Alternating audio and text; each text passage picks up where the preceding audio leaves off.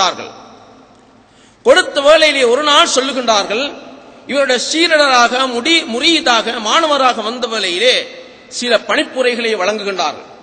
என்ன தெரியுமா? ஒரு நாள் சொல்லிவிடுகின்றார்கள், நீங்க யாரிடத்திலிருந்து எதையுமே எடுக்கக்கூடாது.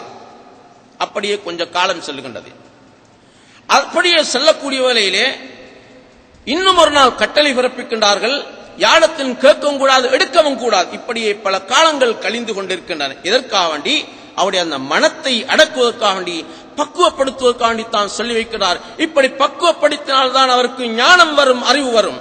அந்த மமதை ஆணவம் கல்விலே இருக்கக்கூடிய வேளையிலே அறிவு வர முடியாது, நல்ல சிந்தனைகள் வர முடியாது, மனம் விரிவடைய முடியாது. இதற்காக வேண்டி அந்த பயிற்றுவிப்பு அவர்களிடத்தில் பார்ப்பதற்காக வேண்டி தான் இப்படி சொல்கின்றார். இமாம் அபுல் அப்பாஸ் முர்சி ரஹ்மத்துல்லாஹி அவர்கள் அதனையும் ஏற்றுக்கொள்ளலாம். எப்படியோ உஸ்தாதத்தை நாம் படிக்க வேண்டும், ஞானங்களை படிக்க வேண்டும். இப்படி இருக்கக்கூடிய வகையிலே யார் தந்தாலும் எடுக்கவும் கூடாது, நீங்கள் கேட்கவும் கூடாது. இப்படியே காலங்கள் கழிந்து கொண்டிருக்க மிகவும் கஷ்டமான சூழ்நிலையிலே காலம் சென்று கொண்டிருக்கிறது. ஒரு நாள் செல்லுகின்றார்கள், துறைமுகத்துக்கு செல்லுகின்றார்கள். துறைமுகத்துக்கு சென்று அங்கே விழக்கூடிய நெல் மணிகள், அரிசி மணிகள், தானியங்களை பொறுக்கி வந்து அவைகளை துப்பரவாக்கி சமைத்து உண்ணக்கூடிய ஒரு கட்டமும் வந்தது. இதனையும் கூட பொறுத்துக்கொள்கான. இதற்காக வேண்டி ஞானங்களை படிக்க வேண்டும். அதுபோலதான் இமாம் அபுல் ஹசன் அலியுன் ஷாலி அல்லா இடத்திலே ஒரு மனிதர் வருகின்றார். இவர்களுக்கு கீமியா சாதத்துன்னு சொல்லக்கூடிய தங்கங்கள் செய்யக்கூடிய கலைகள் தெரியும் அல்லவா, அதனை கேட்டுக்கொண்டு அதனை படிக்க வேண்டும் என்ற அடிப்படையிலே வருகின்றார். வந்த வேளையில் என்ன சொல்கின்றார் தெரியுமா? எனக்கு கீமியா சாதத், அதாவது தங்கம் செய்யக்கூடிய அந்த கலையை நீங்கள் கற்றுத்தர வேண்டும். இமாம் அபுல் ஹசன் அலியுன் ஷாலி என்ன சொல்கின்றார் தெரியுமா? ஒரு கட்டளை பிறப்பிக்கிறார். அவர் எதிர்பார்த்துக் கொள்கிறார், ஏதோ கலைகளை கற்றுத்தருவார், உலோகங்களை பற்றி சொல்லித் தருவார், இப்படி திரவங்களை பற்றி சொல்வார், இப்படி எல்லாம் சொல்வார் என்பதை நினைத்துக் கொண்டு வருகின்றார். ஆனால் வந்த வேளையிலே இமாம் அபுல் ஹசன் அலியுன் ஷாலி என்ன செய்கின்றார் தெரியுமா? நீ உடனே உது செய்து கொண்டு வா, இப்படி நீ உதுவுடன் இருக்க வேண்டும். எப்படி? நான் கட்டளை இடுகின்ற வரைக்கும் நீ உதுவுடனே இருக்க வேண்டும். இப்படி 40 நாட்கள் கடந்து விட்டன. எந்த வேளையில் உனக்கு உது முறிந்தாலும் சரிதான், நீ உதுவுடன் இருக்க வேண்டும். இப்படி இமாம் அபுல் ஹசன் அலியுன் ஷாலி கட்டளை பிறப்பிக்கின்றார்கள்.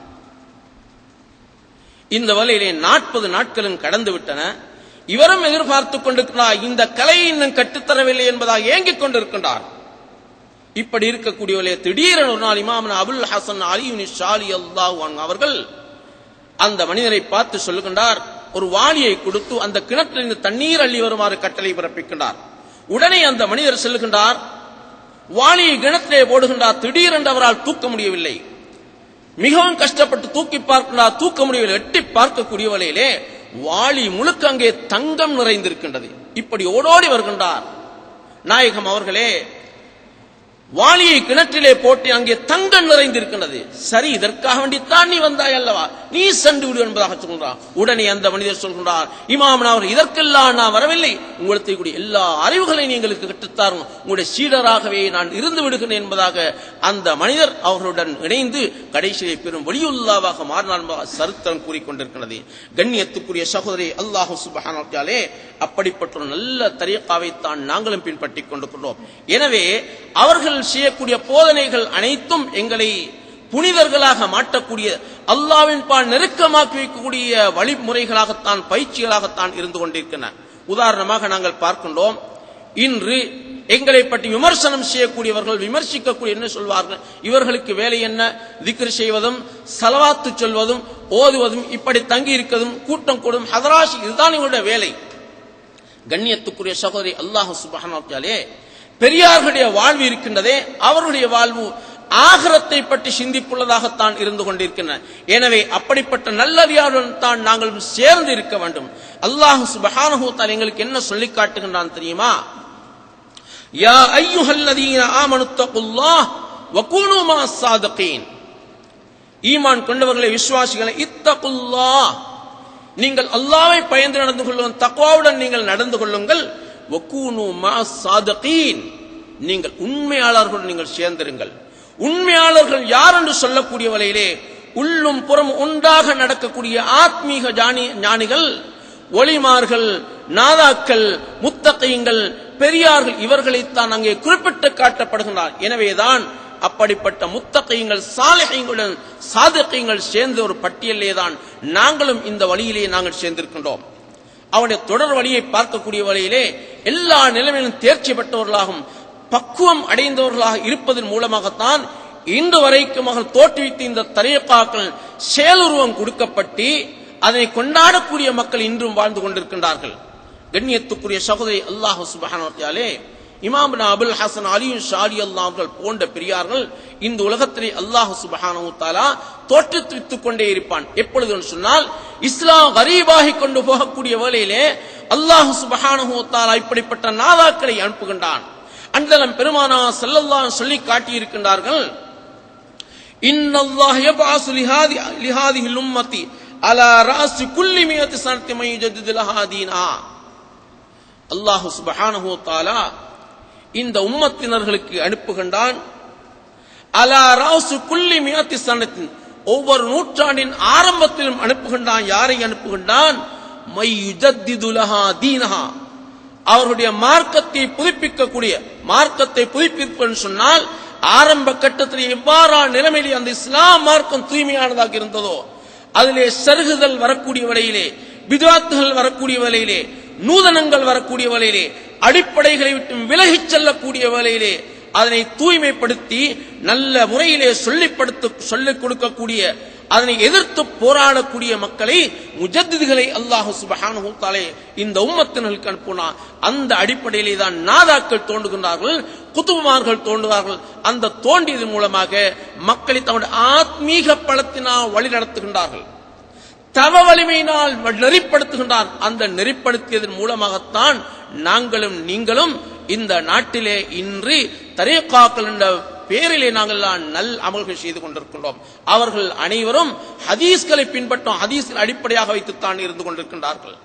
கண்ணியத்துக்குரிய சகோதரி, அல்லாஹ் சுப்ஹானஹு வ தஆலா எங்களுடைய ஷாதிலியா தரீகாவை பொறுத்த மட்டும் நாங்கள் எல்லாம் மக்ரிபுக்கும் இஷாவுக்கும் இடைப்பட்டுள்ள வதீஃபாக்கள், யாக்கூத்தியாக்கள், இன்னும் ஸலவாத்துகள், திக்ர்கள் அனைத்திலும் நாங்கள் ஈடுபடுகின்றோம். இவைகளுக்கும் ஒரு அடிப்படையை வைத்துத்தான் செய்திருக்கின்றார்கள், ஒரு ஹதீஸை அடிப்படையாக வைத்துத்தான் செய்திருக்கின்றார்கள். ஸல்லல்லாஹு அலைஹி வஸல்லம் ஒரு கட்டத்திலே சொல்லி காட்டுகின்றார்கள்.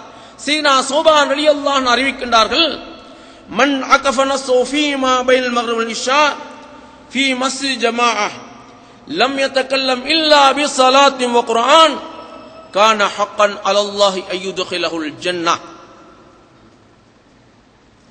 யார் மக்ரிபுக்கும் இஷாவுக்கும் இடைப்பட்ட வேளையிலே ஒரு ஜமாத் நடைபெற்ற பள்ளிவாசலே தங்கி இருக்கின்றார், இஅ்திகாஃப் இருக்கின்றார், தங்கி இருக்கின்றார், நல் அமல்களிலே ஈடுபடுகின்றார். எப்படி தெரியுமா? இல்லா பிஸலாத்தின் வ குர்ஆன், தொழுகையை கொண்டு ஈடுபட்டுக் கொண்டிருக்கின்றார், குர்ஆனை கொண்டு ஈடுபட்டுக் கொண்டிருக்கின்றார், இன்னும் நல் அமல்களை கொண்டு ஈடுபட்டுக் கொண்டிருக்கின்றார். கான ஹக்கன் அலல்லாஹி அய்யுத்கிலஹுல் ஜன்னah. அப்படிப்பட்ட மனிதனை சுவர்க்கலோகத்திலே நுழைப்பது அல்லாஹ்வின் கடமை என்பதாக அண்ணல் பெருமானார் ஸல்லல்லாஹு அலைஹி சொல்லி காட்டினார்கள். அப்படிப்பட்ட மனிதனை சுவர்க்கத்திலே நுழைத்து வைப்பது அல்லாஹ்வின் கடமை என்பதாக அண்ணல் பெருமானார் ஸல்லல்லாஹு அலைஹி சொல்லி காட்டினார்கள். எனவே அந்த ஹதீஸுக்கு உயிரோட்டம் கொடுப்பதற்காக வேண்டி அந்த இடைப்பட்டவர்களே தஹஜ்ஜுடைய நேரத்துக்கு ஒத்த நேரமாக இருக்கக்கூடிய அந்த நேரத்திலே நல் அமல்கள் நடைபெற வேண்டும், அந்த பொன்னான நேரம் பொன்னானதாகவே கழிய வேண்டும் என்ற அடிப்படையிலும் உயர்ந்த தரஜாக்கள் நாளைய கியாமத்து நாளை எங்களுக்கு கிடைக்க வேண்டும், பாவ தோஷங்களில் நாங்கள் ஈடுபடக்கூடாது, முகர்ரபீன்களாக நாங்கள் மாற வேண்டும், நாளைய கியாமத்து எங்களுக்கெல்லாம் சுவர்க்கலோகம் கிடைக்க வேண்டும், நல்லடியார்களுடன் நாங்களும் சேர வேண்டும் என்ற அடிப்படையிலே பயிற்சி ஊற்றுவதற்காக வேண்டித்தான் இங்கே மக்ரிபுக்கும் இஷாவுக்கும் இடைப்பட்ட வேளையிலே வதீஃபாக்கள், யாக்கூத்தியாக்கள், ஸலவாத்துகள், இஸ்திக்பார்கள் என்ற அடிப்படையிலே எங்களுக்கு பயிற்சியை எங்களுடைய மஷாயிக் மக்கள் ஊட்டியிருக்கின்றார்கள். இதற்காக வேண்டி அந்த ஆத்மீக பலத்தை எங்களுக்கு தருவதற்காக வேண்டி கண்ணியத்துக்குரிய சகோதரி, அல்லாஹ் சுப்ஹானஹு வ தஆலா இந்த வதீஃபாக்கள், யாக்கூத்தியாக்களே எத்தனையோ சிறப்புகள், ஒவ்வொரு சூரத்துகளுக்கும் ஒவ்வொரு ஸலவாத்துக்கும் எத்தனையோ சிறப்புகள் இருந்து கொண்டிருக்கின்றன.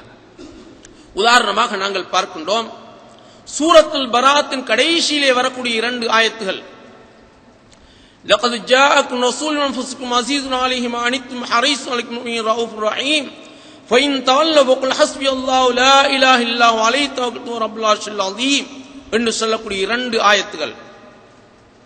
அண்ணலம் பெருமானார் ஸல்லல்லாஹு அலைஹி வஸல்லம் ஒரு கட்டத்திலே சொல்லி காட்டுகின்றார்கள்,